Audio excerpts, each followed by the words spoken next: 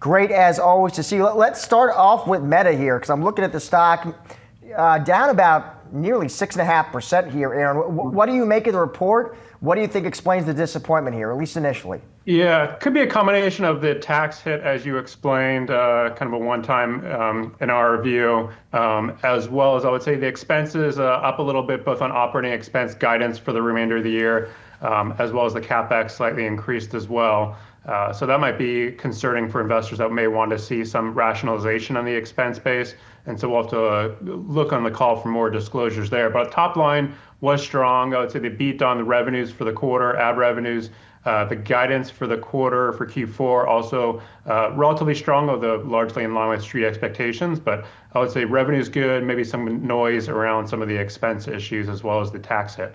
They are seeing that full year CapEx, just to put a number on it, Aaron. It looks like they're calling out for between 70 to 72 billion. Is that roughly what you had penciled in?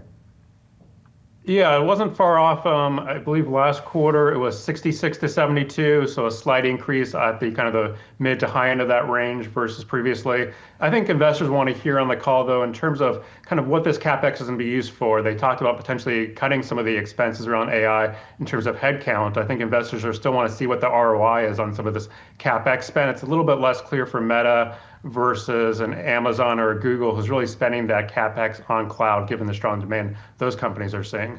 Some bulls come on, Aaron, and they said, listen, the CapEx spend makes sense to them because they say, well, we see where AI is having an impact in this name. You know, we see it in the user engagement, we see it in the ad business. Do you see that? Definitely for the core business, we do think it makes a lot of sense continuing to spend CapEx and AI for the core business. I think our point is on the non-core business, the super intelligence investments, less clear how they're going to monetize that at this point. It's obviously a multi-year plan as they talked about, but I think investors want to see a little bit more concrete data, concrete thoughts on exactly how they're going to monetize some of these non-core areas. So that having been said, Aaron, about listen, we got tax issues, expenses, CapEx. Having said that, you remain bullish on their name. You tell clients this one's a buy. What are the catalysts ahead that you see here? Yeah, no, still expect continued strong revenue growth. Obviously, another quarter of 20% plus ad growth we saw in Q3. Q4 guide implies another 20% growth. We think it can grow mid-teens top line growth for advertising in 2026. And we think valuation is still undemanding. It does get a little bit more expensive if you look at it on a free cash flow basis, given that CapEx spend. So I think that's maybe where investors have a little bit of hesitancy. But on our GAAP earnings basis, we think we had them doing around $30 of GAAP earnings in 2026. So fairly reasonable valuation given their growth rates. And so I guess you if you're bullish on the name, then Aaron, you agree with Zuck and you think, hey, listen, there's a huge opportunity here. We've got to invest to capture that AI demand. Yeah, definitely. I think it's the right move for now. At the same time, if they're not seeing a good ROI, or I think they need to have that option to pull back a little bit. And I don't think investors would be displeased if they decide not to spend another 30, 40 billion next year incrementally on CapEx. So that's the question. I think investors just want a little bit more color. Are they getting a good ROI in that CapEx spend?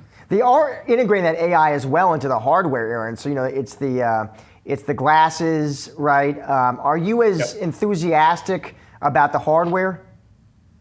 I would say I do like the glasses, the sunglasses initiatives with kind of the Ray-Bans partnerships. I think less clear on the VR side. We don't think that's seen mass market adoption, and still less clear really if that will get mass market adoption long term. So do like the glasses investments, but less positive on the VR side. So you're bullish, and you make the case, Aaron. When clients ask you, okay, with the stock down here about 6%, what are the risks I need to think about? What do you tell them?